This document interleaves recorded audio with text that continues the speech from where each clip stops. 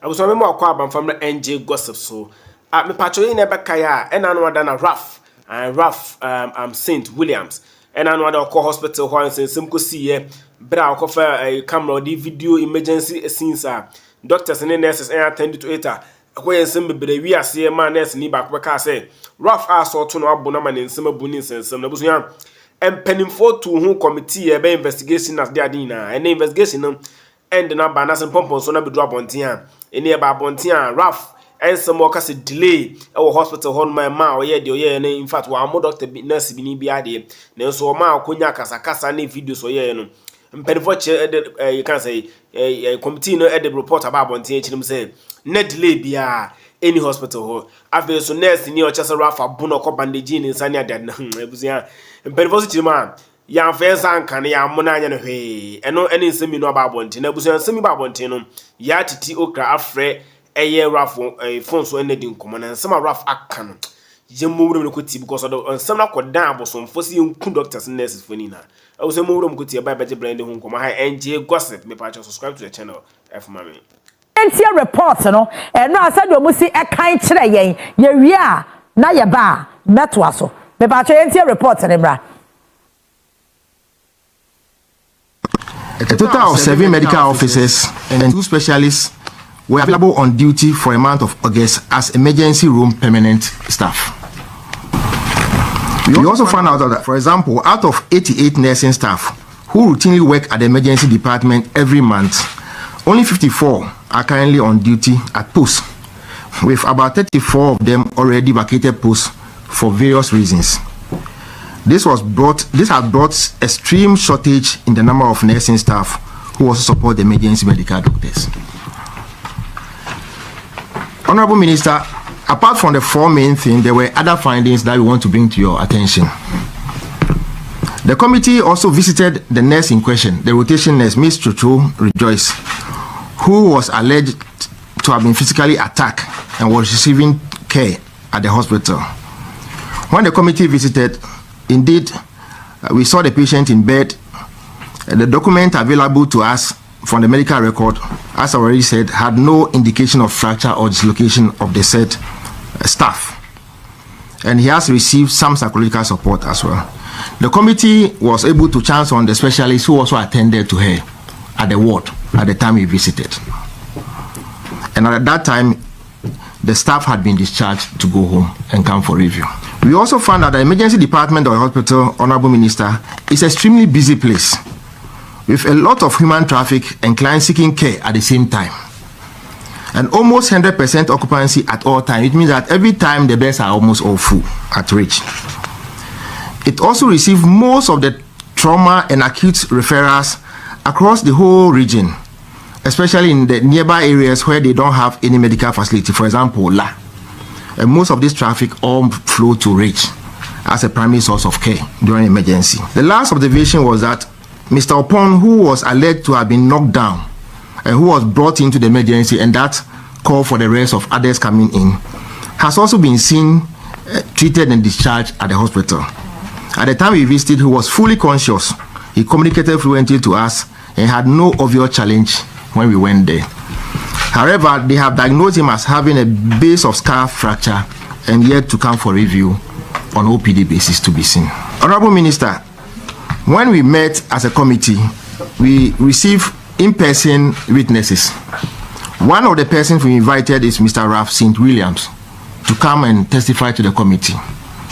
He agreed to come, but on the day of our appointment, he called with the lawyer that he would love to make a statement for the committee to use instead of being there personally for his own personal reason. So the committee agreed to receive a statement and evidence from him and his lawyer. Honorable Minister, I must say that I have just a brief summary of what he presented. The exhibit are all attached as a full document for your review and understanding. From his statement copy that is attached to our report, the witness stressed that his distress and frustration was escalated by a nurse who made provocative remarks in the context of emergency, and this triggered his response. He also stated that at no point did he physically assault any medical staff or witness any person from among the bikers assaulting a hospital staff. He also made another assertion that no patient was intentionally filmed or video or targeted as his recording, because everything he did was targeted toward the delay, and that he thought the committee and any other person must have that urgent concern to see. And the last submission we've had from his 6-pager report, that he has submitted 4 video exhibits, including a Facebook live video, as evidence to assist the committee, and the committee actually gone through and you have given a report in your recommendation. So, Honorable Minister, permit me to just make 1 or 2 recommendations, and the rest are found in your full report. With respect to Greater Accra Regional Hospital Emergency Department, that is RICH Emergency Department, it's imperative that the following measures must be considered at your Honorable Office. Mena ase na menko ahoma no sutew na femene raf enkodi enkomo ye boy ahoma den se ye ne Juliana Haruna so eye PRO marriage ye frɛ no but onyamfa ye yenkone ye ne raf eni nkomo report na ba ye no aya afamienu efa ba ko edi kan ene se committee na wo se enye no kre se nurse ni no se ye buo no ema ne nsa ehwaye ne nsa ye kaso bi ensa dislocate achese dompe na ewom no eye firimu akoto ba bi foforo eti ensa no wase ne ye kwakika dompe se ni ena afa so ya bobo no basabasa asort na oka awasem no committee ne chese nya de omuhu bibia saa ena o ma hu se ne dompe bia ehwan ni atoso mienu so ene se committee no enhu se there was no delay in healthcare. Eti ayam yenu. Ralph, good morning. Morning. Me pa cha oboko de. Bibi aboko na muso e. Nyame adom me ho ye papa. Me dase anope se woni me ebedi enkomo. E wo CTV so me ye sure se enra committee ne report a wo mo ede ma Ghana fo no utie bi. E famienu e na ewom. E fa ba ko ene se enye no kre se wone won krofo a mokopie mu e wo rage no mo de mo nsa kan nurse ni bia wo ho enti obi ansa dislocate obi ansa mbu e na fracture bia so ama but the atosu mienu so ene say there was no delay in healthcare sa report wi e famienu wo je ne say obi sai no so committee no ye be do mase so mo de amendments about thing, but I also have a bit of we kakra ewo omasem na omode babo ntie no. Okay. Yeah, na me wa asem wo.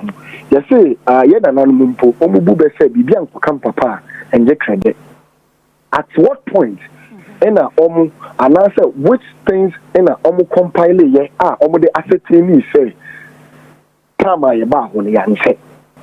Ena say ka say no delays yeah. Say ya yemfa ne say ija eto ka mu a ija to ka ni ma the first na we dey o run ko baby on fire extinguisher say no akwa ko yi enu ni emergency nti say ye the emergency e rush hospital nipa no ni tikunkura no emu na apai enye ne ho na mu ade apai wa abontempo die se me die echa mi na moja na eba no se moja na eba na tikunkura die emu pai a me nya medical person nti mi se no moja no enunu a ekwa hemfa ni be eko na de ya tete bi no internal bleeding no ete se moja enunu bu dipa mu yeah enunu bebre na no ade akra bebre na efie mu ntim nti as somebody a mate ade e friend internal bleeding na mi dino wona nipa dua nipa dasani onwuye ni betumi adene nkwa for more than numbers of a year utie omo kasa nipa baako expect say this authentication lasted for over an hour and more. Inti obia we prayer na oda ho say ya resuscitate no ana ayaya ne den na oda ho da ho no every ben ina na enye delay no ina me ankasa in question na ye kama asemi enye se me so me ko hospital za me ko kwa mo obi a na oda mpa so keke me prayer me ko hospital hospital na me ko me twenty me nya ya de hwe na for over hour no na me hun to me ana me nsa no enkoye enyere aye moja ne da hutumie no na me da hutu onum na si enfi ansana doctor ono ye doctor fo mpanyifo eda anurse fo ne doctor fo ni ya menim se me twade twi ne dia ba brofu mu ye frɛ no medical superintendent eba ho ebeka say no o hwe me nsa ne se ne aye na obiemu a how we deep no enye ade a ye de boss keke in a toso and yeah I mean clarify we yes I have stated that countless of times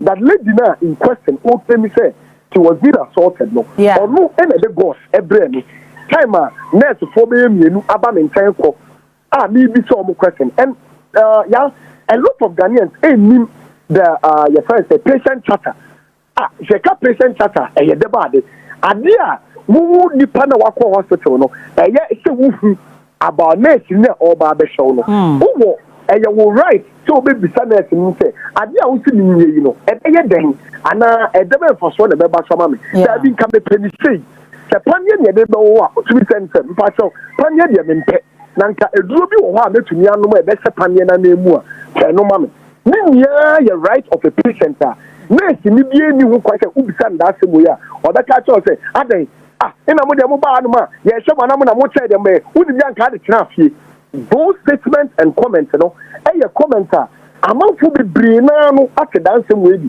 if say akabi acho ma de fie inti I don't get when ina ye beka say bibi delay and enye delay because sadre ni nia mo no not over 1 hour no say ye moja to me say ebetumi bleed to death eno na mate so mo ka bi say ensem ni bi wo no ma who as a lay person no obeji say emergency but only pana or medical practitioner no onu who say enye emergency which is okay but that is when communication comes in.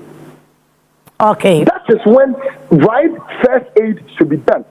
The hospital at any point never did any first aid for me all the time. The only thing the lady in question did, and they said, or they, your friend is saying, boss, every say, oh, the patrol, the Zetu and Sanoso, like a baby show. That was it. And I said, see any Miano had nothing to even do with me. It was as a result of guy no damn paswa. Who put into at what point? In an emergency, even when more resuscitating the panel, no, that one emergency. But at that point, you know, the Bible cover states what they catch them say. The patrol, the person, the whole pono. So I think we need a medical practitioner, either a doctor, a physician assistant, or a nurse to explain into details. So be a winning accident at Dampaso, yes, sir. And you're dying out to the Sabreno, and you would own and I say, I want a general in an hope. It's Sabreno, not any emergency, now you're dying a nation. So, there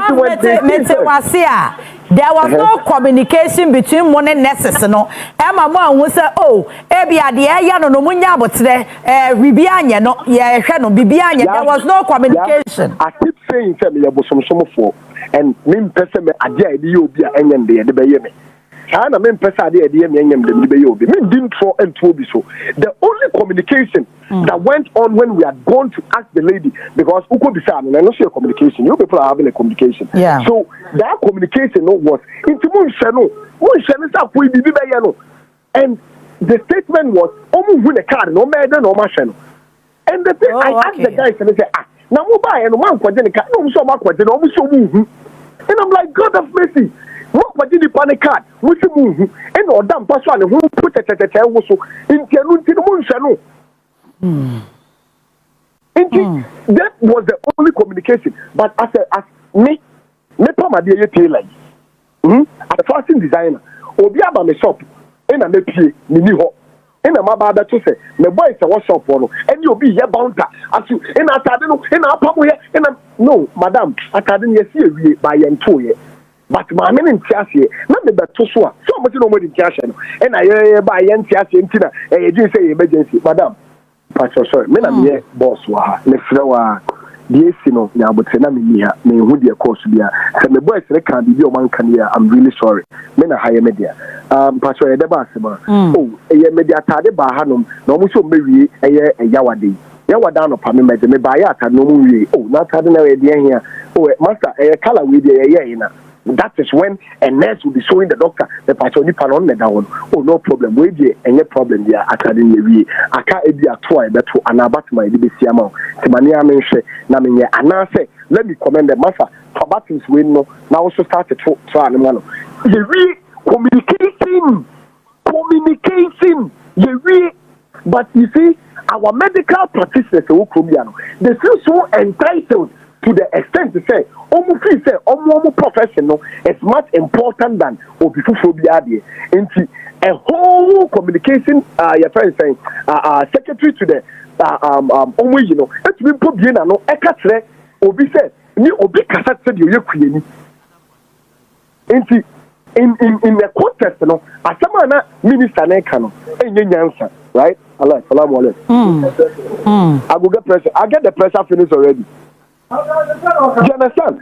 Say obi kase asama wo kano wo kasa said you yekuyeni one obusa asama wo kan nyansa bi eni yeah so what I say in a two wo yekuyeni into wo no wo sem fata say obeba beka health asem but yeah hospital danka say si wo no wo school na wo ko eni nia no say yan tete nia ya mu ya taxes say yan nia ne koko eni wo krom ya enyama mienu na ehwe asoman koko gold anamebwa yeah ina abosia ebia de mamemfa koko ni abosia yebo gold no card yen said until onsem because I know the nya ho so bia ba koko ni abosia anamebwa abosia ni ekobo ni ebo no Ghana fo di mu eno wo nurse no ka ho meme so me ka ho me so kwe ni me ka ho enti eno no ye nia no ye sika ka ho bi ba wo nurse ni ni bie unya direct benefit from it because wo so me so a wo ye djuma etua oka ba me kwe ni no ho na etua me ka enti se meme kwe ni ye de di kobo bosia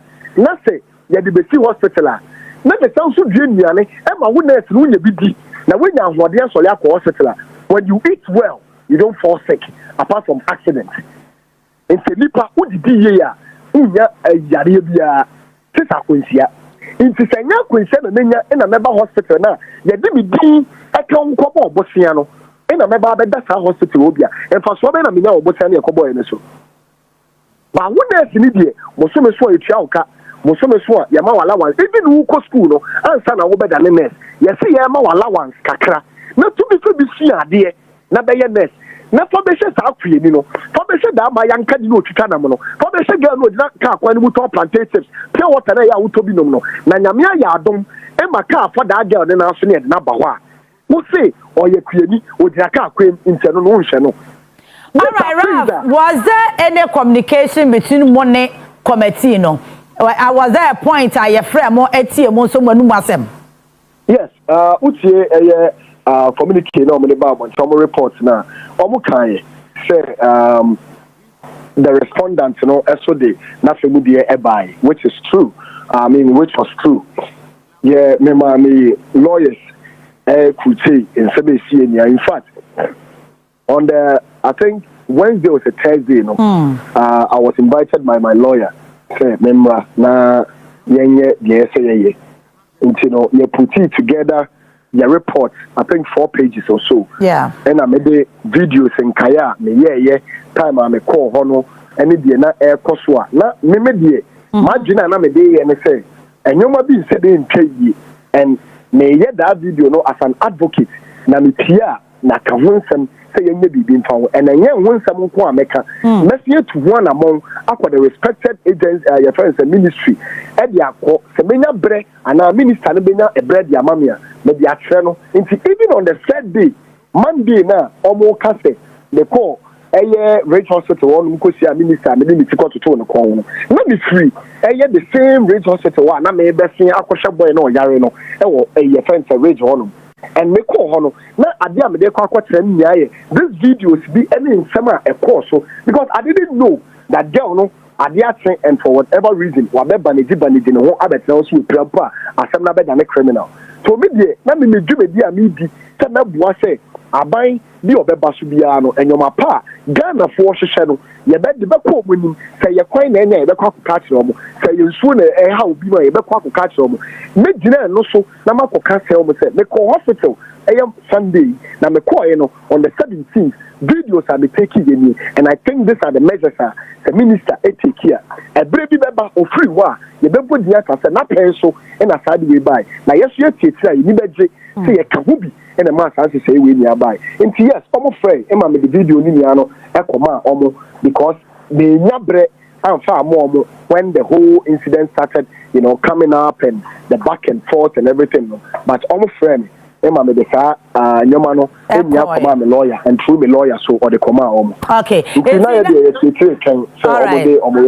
so were you surprised say report ne buy no ekoyo in twofold say no kra say enya no kra say assault bi akoso and enya no kra so say there was delay eya wo nwanwa na eya me nwanwa on the side they say almost say there was no delay but nwanwa sorry.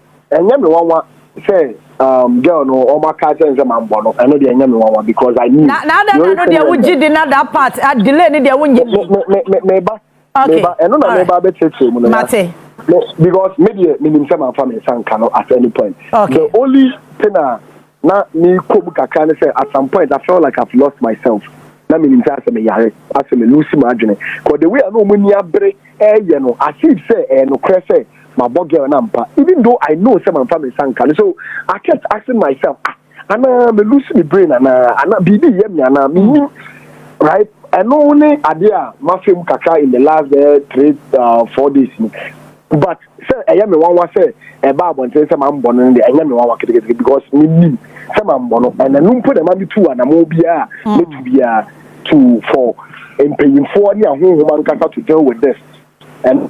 That's about my count one because I say maybe my main count crossing in Chadodi and Sedan here, but then but I am the one the delay now. I would say not any no crescent a delay no. Say in see not say ya try say ya be balance no. Send ya be ya enko ban say obi na say ya ka say delay bia mambo girl no delay bia. And I say be default. Say be ma na me ko ye de wo. So I say, yeah. And when and you me pay me before, the catch the Ghana for say Ghana free. Some hospital and I say, Moji tumo or yere ko no damn pass moji tuno or bre not wa. Yes, any emergency. Into that now ye handkerchief. Now say that you be or start to manyame. Except nurse for now people. So that's almost a sabre on person beshana. Never be sure yama. Now see a banner to wusua. Or damn pass will win the any day. And unless for Kumi animal, a wood ye, I know my the for a normal mom and and come she. So what I say, it's head that we try to balance certain things. Young kind of friend say, I didn't and yet, and my equalize it into a politics man. I did when I buy with and also Banacoca, and also was an yes, yeah, was the buy is in the and I am now try to equalize it. They just had the way they be until when in the big guy, yeah, no almost say you delay and you delay. Me the letter and I call my police for to notify them of a demonstration coming up on enough is enough with medical negligence and professional negligence. Obi be or Ghana Wako hospital, ye delay ni man ne ba, ne maame, ne papa, on one kasa ni dofu bi, obiya mpie bi, and my met no ma jenen kan campaign for all my say. Omo no more rage ho no sa da no. Maame fo any omo se girl no enyo no kwa na yes we want to know which people were behind the bondaging, the all acts in a course. No, we want them to know as far as the law is concerned. Aiding and abetting is a criminal offense. Obi o say girl niti ese ni kutupa so no ankasa so na ye bia ene no ankasa go face ne mra but sankofo bi na se ne tia ya sankofo no enye competent enough, honest enough to be in an sector like our health. Almost in a kita yankwa omu ne tumi ma yankwa abra ye di yankwa free ensem no omu ne betu ade yankwa na se ye tumi ebopo esusu se asedi esi intino yense da amra bonten enne ye yeah, Kumewood, acting young for ye, and Mrs. Say, who are we again near what you say? And you be washem now for that hospital. You bet to me, any nurse paying it. I was a sound, not say she come pa, yet the amano. Say, Peobia, or bet to me this album with Yamame. Many attitude as a mano that's so. Now you are just about the rate hospital. May Peobia bet to now one upon your one you could at Yamame. Nurse be paying at us and the caucus over to Yaka. Oh, we will be your nurse ni back. I won't kai. Ralph and a rate as a mono. Nurse, I'm not saying you know. Yani said that plan yema o to be ade training sa o ye ne kama into that girl no da ho ye betunya akone amando no de akowona ma we ya tete fi asase so ye mfa ne say ya tete akopiem ewo ayimikurom dunkwa na o ye adwuma na obi ne ya tete wa asem na ye ba behu na asini bi ono so gine te say sa omo ne ni kunai bi ye if obi na na ese AD girl mo ye sa na ye pese utumi ya tete ba bewo na me ni kuru twempna o say ebanti eno na ya tete na me hu so afefu me pese wo ya tete pane ma ana ukru akwala no ema me na ama ni kuru no aka say wasan kru ahwe ne ba ne dia na sunsun bi ya tete eti inti na ema ni ntumi wo ba na nso obi ne bo ne patua ne ka ema ne yes adwumadie no se ne be ya obi enije bi ebe ye adwuma dia those people don't deserve to be in our health service and this is a threat to the life of Ghanaians. So yen DC so yen people ni, we Ghana ni, we are the here.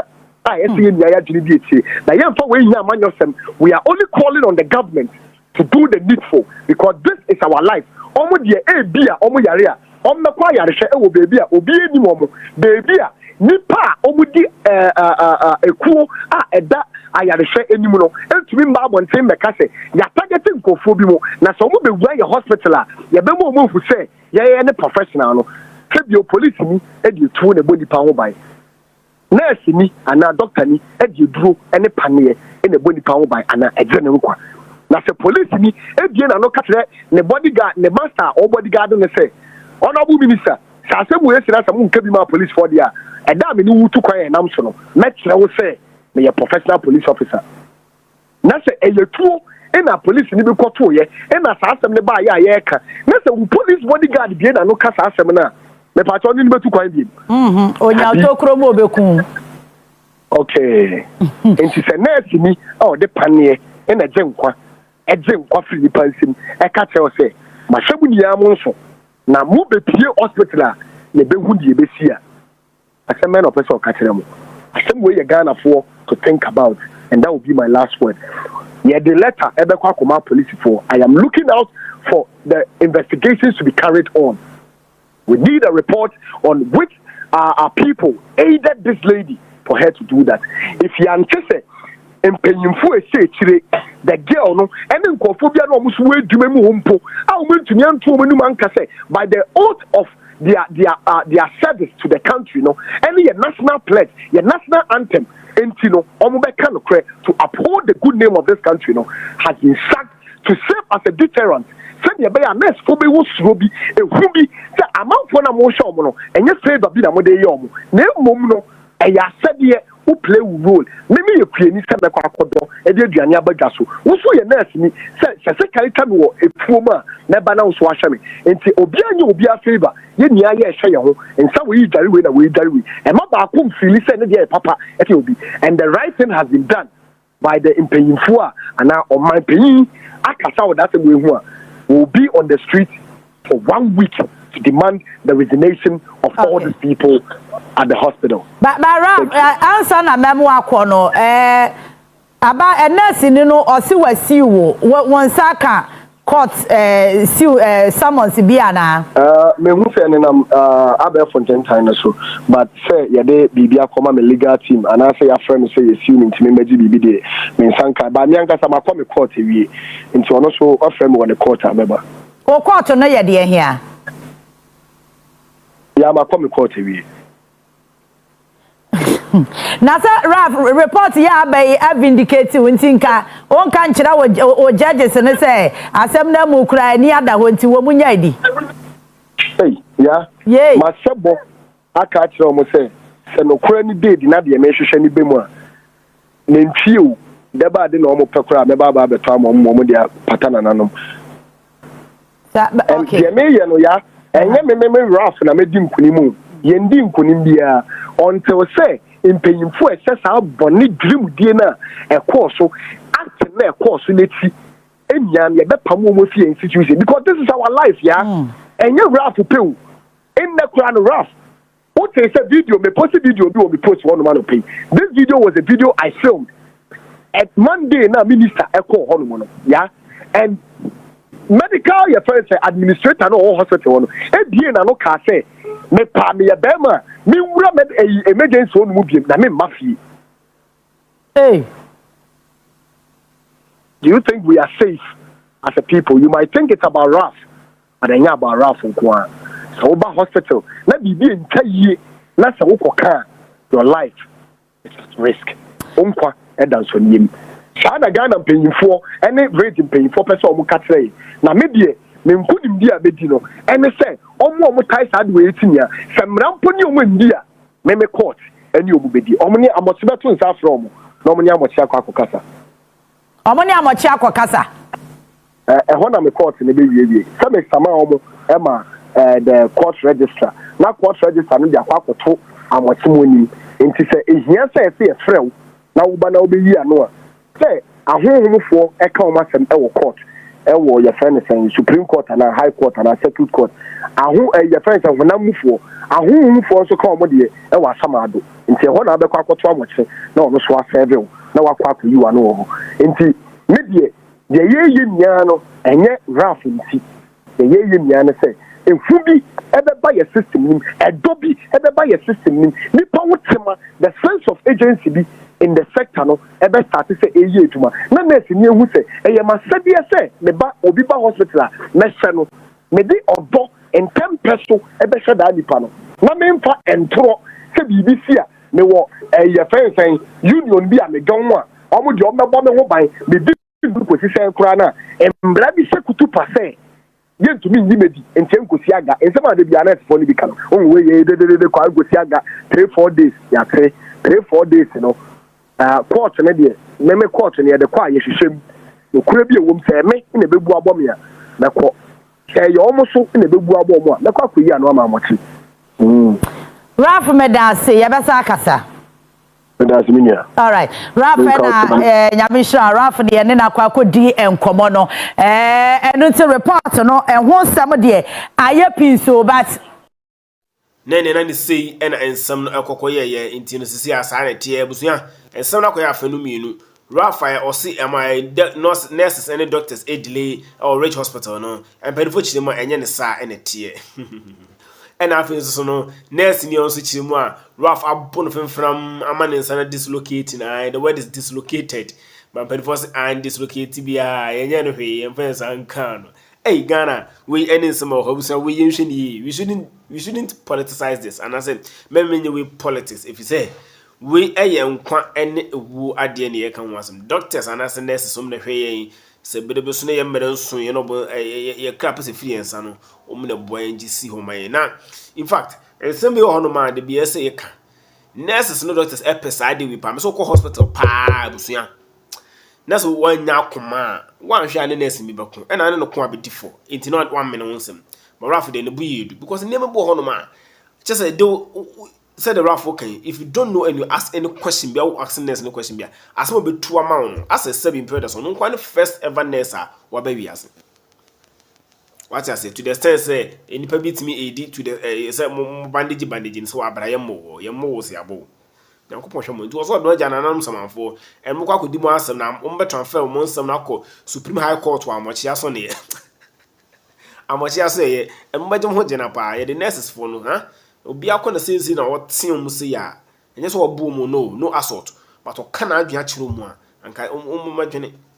I was on the Bessie of our conversation, Major Bramakin Kaini Adama, and I'm the Bessie.